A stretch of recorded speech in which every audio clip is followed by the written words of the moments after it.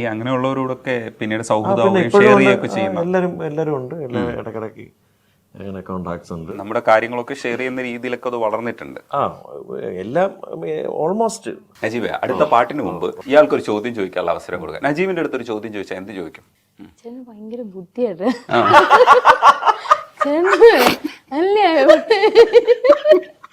എന്നെ ട്രോളാൻ വേണ്ടിട്ടാണോ വന്നത്? ബുദ്ധിയേ. ഞാൻ ക്വസ്റ്റ്യൻ ഒന്നും ചോദിക്കുന്നില്ല, എനിക്കൊരു പാട്ട് പാടിയാൽ മതി. ഇപ്പൊ ആർക്കായിരുന്നു ബുദ്ധി? അതെ, ഇത്രയും നേരം പാട്ട് പാടിച്ച് വെള്ളം കുടിപ്പിച്ചിട്ട് വീണ്ടും പാട്ട് തന്നെ ചോദിച്ചല്ലേ? നീയും കൂടി.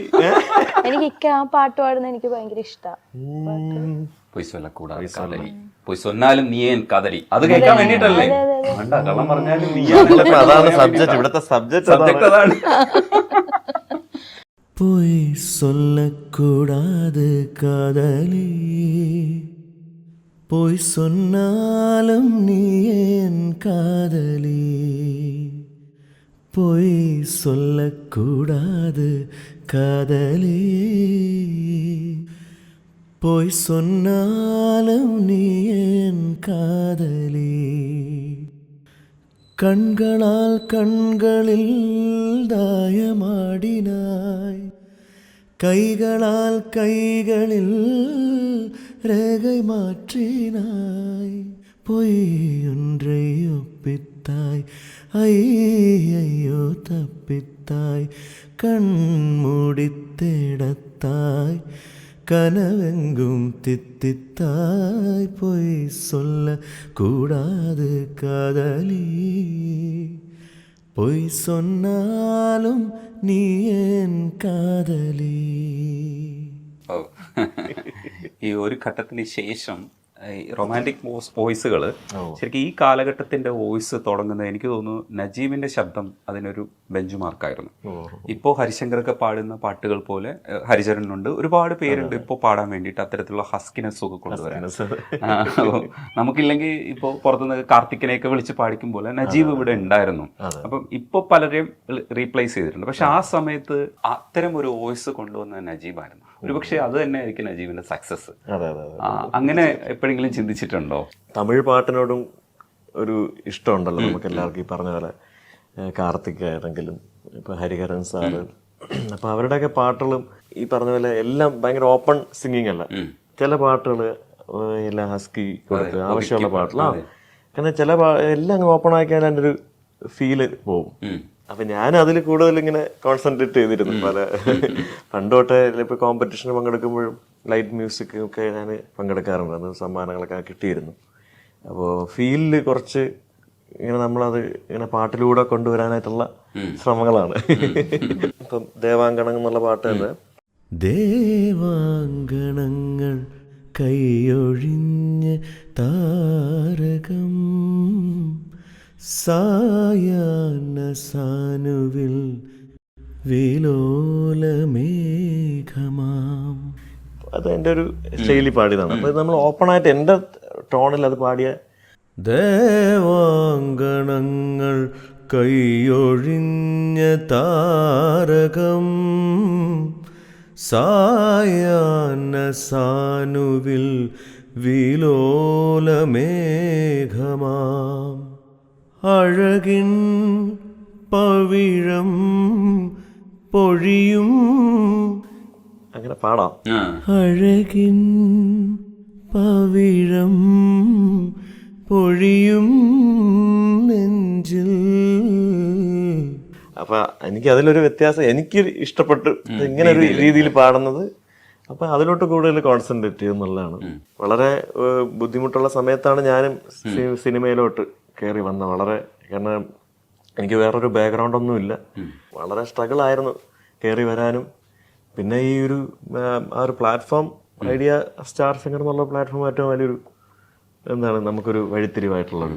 വേറെ ജോലി ഉണ്ടായിരുന്നു? ഇല്ലല്ല, ഞാൻ പഠിക്കുന്ന സമയത്ത് മ്യൂസിക് കോളേജിൽ MA പഠിക്കുന്ന സമയത്ത് തന്നെ MP എന്ന് പറഞ്ഞ കോഴ്സായിരുന്നു, മാസ്റ്റർ ഓഫ് പെർഫോമിംഗ് ആർട്സ് എന്ന് പറഞ്ഞിട്ട്, തിരുവനന്തപുരത്ത് സ്വാതിരുന്നാളിൽ. അപ്പം അതിൽ ഞാൻ ഫസ്റ്റ് ഇയർ പഠിക്കുന്ന സമയത്താണ് കോമ്പറ്റീഷനിൽ പോകുന്നത്. പിന്നെ എൻ്റെ ഒരു അൾട്ടിമേറ്റ് ഇത് സിനിമ എന്നുള്ളതാണ്. ഇതിൽ മത്സരിക്കുന്നതോടൊപ്പം തന്നെ എനിക്ക് ജനങ്ങളിലേക്ക് എൻ്റെ പാട്ടെത്തണം, അതിലൂടെ എനിക്ക് ഈ സിനിമയിൽ അവസരം കിട്ടണം. കാരണം വേറെ നമുക്കൊരു വാതിലുകളും ഇല്ല തുറക്കാനായിട്ട്. അപ്പം നമുക്ക് എങ്ങനെയെങ്കിലും നമ്മളെ പാട്ടെത്തിക്കാനായിട്ട് വീട്ടിൽ നിന്നാണെങ്കിലും പറയുന്നത് നമ്മുടെ ഒരു എയിം എന്താണ്, നമ്മുടെ പാട്ട് എല്ലാവരും അറിയുക എന്നുള്ളതാണ്. അപ്പം അതിന് ഏറ്റവും വലിയൊരു ഇതാണ്. അങ്ങനെ പോയി മത്സരിക്കാനാണ് പറഞ്ഞത്. ഒരു പാട്ടിനും കൂടെ സമയമായിട്ട് മാരുവിൽ കൂടെ നീർത്തും. അത് കാരണം ഇല്ലെങ്കിൽ വിട്ടുപോകും ഞാൻ. വിട്ടു നല്ല രസമുള്ള പാട്ടാണ്. അപ്പൊ ഇതിനിടയ്ക്കാണ് ഞാൻ പറയുമ്പോ പാട്ട് ഓർത്തോണ്ട് അല്ല, ഞാൻ ഇങ്ങോട്ട് സ്വിച്ച് ചെയ്യുമ്പോ ഇനി പ്രേക്ഷകർ എന്നെ ചീത്ത വിളിക്കും. അതുകൊണ്ട് വിചാരിച്ചു ഇനി ഇങ്ങോട്ട് സ്വിച്ച് ചെയ്യണ്ടെന്ന് വിചാരിച്ചു. ഇവിടെ സ്വിച്ച് ചെയ്താണ് ഞാൻ പാട്ടിൽ നിന്നൊരു ബ്രേക്ക് വരുന്നത്. ഇത് പറഞ്ഞല്ല, വിനു തോമസ് ആണ് ആ ചേട്ടനാണ് മ്യൂസിക് ചെയ്തേക്കണത്. അദ്ദേഹം ഡോക്ടർ ലവായിട്ടുള്ള ബന്ധമാണ്. അതിനു മുമ്പേ പരസ്യങ്ങളിലൊക്കെ പാടിയിട്ടുണ്ടെങ്കിലും അദ്ദേഹം മ്യൂസിക് എന്ന എല്ലാ സിനിമകളിലും എങ്ങനെയെങ്കിലും ഒരു പാട്ട് തരാറുണ്ട്. അങ്ങനെ കിട്ടിയൊരു ഭാഗ്യം ദൃശ്യം എന്ന സിനിമയിൽ അത്രയും വലിയൊരു ഹിറ്റായ സിനിമ. അത് പ്രൗഡായിട്ടല്ലേ നമ്മൾ തിയേറ്ററിൽ കാണുമ്പോഴൊക്കെ നമുക്ക് രോമാഞ്ചം വരുന്ന ഒരു, കാരണം അത്രയും വിജയം സക്സസ് ആയിരുന്നു.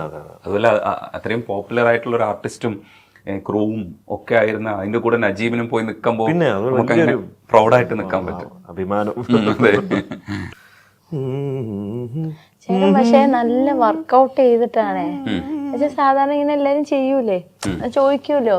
ഞാൻ ഇതുവരെ കണ്ടതിൽ വെച്ചിട്ട് ഞാൻ പറയാം, ചേട്ടൻ നന്നായിട്ട് വർക്കൗട്ട് ചെയ്യുന്നു. പറഞ്ഞൂടെ? വേണ്ട, ഇപ്പം ഇതൊക്കെ നമുക്ക് നാച്ചുറൽ ആയിട്ട് കിട്ടുന്ന സാധനങ്ങൾ.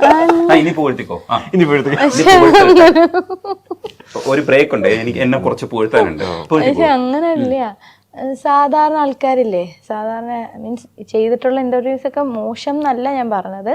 പക്ഷെ ചേട്ടൻ ചെയ്യുന്നത് ഒരാളെ കുറിച്ച്, ചേട്ടൻ്റെ ഓപ്പോസിറ്റ് വന്നിരിക്കുന്ന വ്യക്തിയെ കുറിച്ച് ചേട്ടൻ നന്നായിട്ട് ചെയ്യുന്നുണ്ട്, വർക്ക് ചെയ്യുന്നുണ്ട്. അതിന്റെ പിന്നിൽ എഫേർട്ട് എടുത്തിട്ടാണ് ചേട്ടൻ ക്വസ്റ്റ്യൻ ഓരോന്നും ചോദിക്കുന്നത്.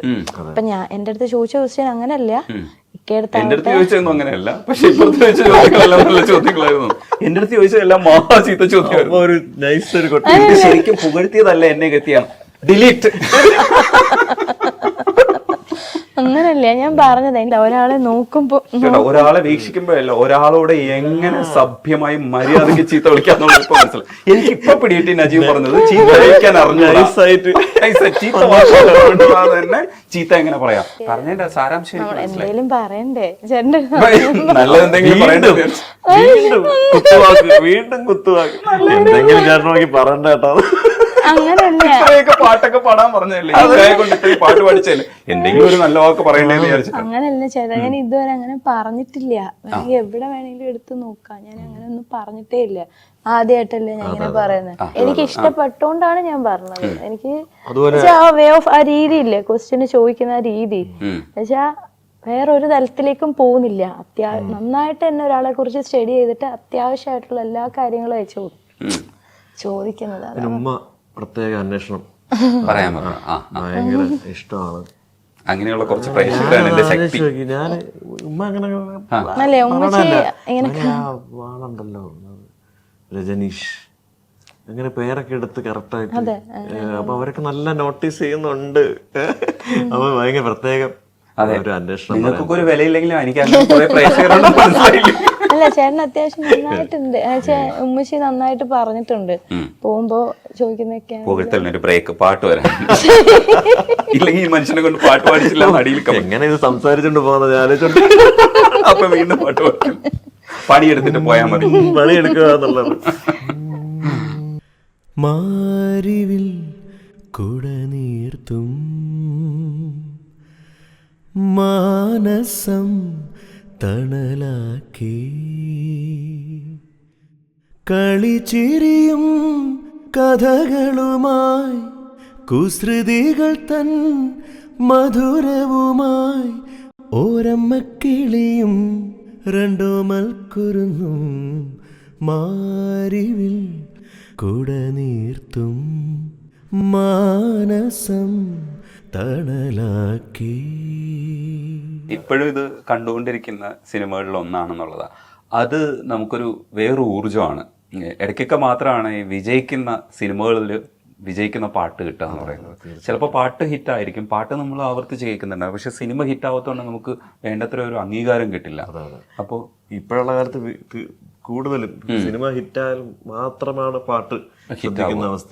ഒരുപാട് പാട്ടുകളൊക്കെ ഇപ്പോഴത്തെ സിനിമയിൽ പാട്ടുകൾ കുറവാണ് ആക്ച്വലി. പാട്ടുണ്ട്, പക്ഷേ അതിന്റെ വേറൊരു രീതിയിലായി. പാട്ടുണ്ടെന്നുണ്ടെങ്കിൽ പോലും ഈ റീൽസിലൊക്കെ ഇൻസ്റ്റാഗ്രാം വഴി ഇപ്പൊ റീൽസ് വഴി പാട്ട് ഹിറ്റ്, അതിനു വേണ്ടി പാട്ടുണ്ടാക്കുക. ഇപ്പൊ എന്താണ് ജനങ്ങളിലോട്ട് എങ്ങനെയാണെങ്കിലും ഒരു മാർക്കറ്റിംഗ് ആണല്ലോ, ഒരു പാട്ട് വഴി എത്തുമ്പോഴത്തേക്ക്. നജീബിനൊക്കെ ഏത് കുപ്പിയിലേക്ക് ഇറങ്ങാൻ പറ്റും, കുഴപ്പമില്ല. ഈ വോയിസ് ഉണ്ടല്ലോ, കുറെ നല്ല പാട്ടുകളൊക്കെ ഇങ്ങനെ ആരും കേൾക്കാതെ പോയിട്ടുണ്ട്. ഇനി പാട്ടിന്റെ ഒരു ബ്രേക്കോട് കൂടി നമുക്ക് അവസാനിപ്പിക്കാം അല്ലേ? ഒരു പാട്ട് നീ പാടും. പാട്ട് പാടും. അല്ല അത് വേണം പാടുന്നില്ലേ? അത്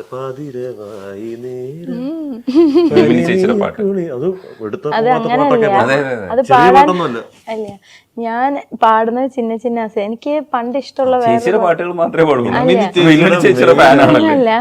പക്ഷെ പാടിയിട്ട് പെട്ടെന്ന് തന്നെ നമ്മള് ചിന്ന ചിന്ന ആസൈ സിറകടിക്കും ആസൈ മുത്തു മുത്ത് ആസൈ മുടിഞ്ഞു ആസൈ വെണ്ണിലവ് തൊട്ട് തമിഴാസൈ പതിരവായി നേരം കുളിരം വീട് അതിലോട്ടങ്ങ് പോകും. നമ്മളെ പോലെ അറിയില്ല, നീ അതല്ലല്ലോ തുടങ്ങിയത്.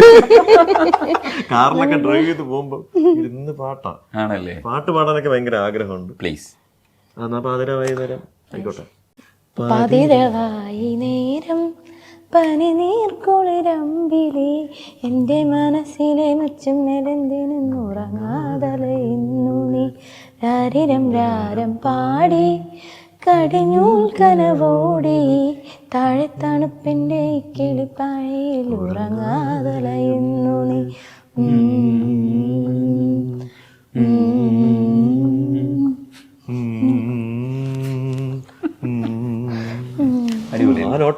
അതെ അടിപൊളിയല്ലേ?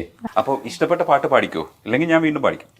ഇതളെ നീ സ്നേഹത്തിൽ വാടിത്തീരല്ലേ, വെറുതെ നിന്നോരത്തെന്നും കൂടാനോർത്തല്ലേ, നിറയെ പൂക്കുന്നൻ തീര മോഹത്തുമ്പാലെ ഇനിയും നിന്നുള്ളം നോവല്ലേ.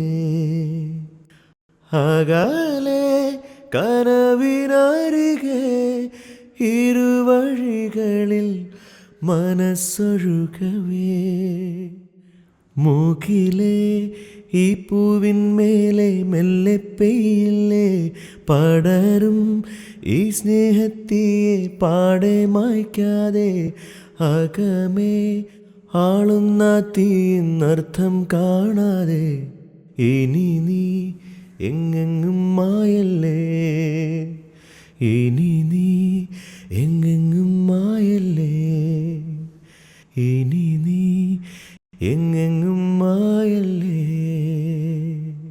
ശരിക്കും എന്തെങ്കിലും ഫീൽ ചെയ്തോ? മോശമായിപ്പോയോ? ഇഷ്ടപ്പെട്ടോ ഇന്റർവ്യൂ? നന്നായിട്ട് ഇഷ്ടപ്പെട്ടു, അതന്നെ പറഞ്ഞ. സത്യമായിട്ട് പറയണോ?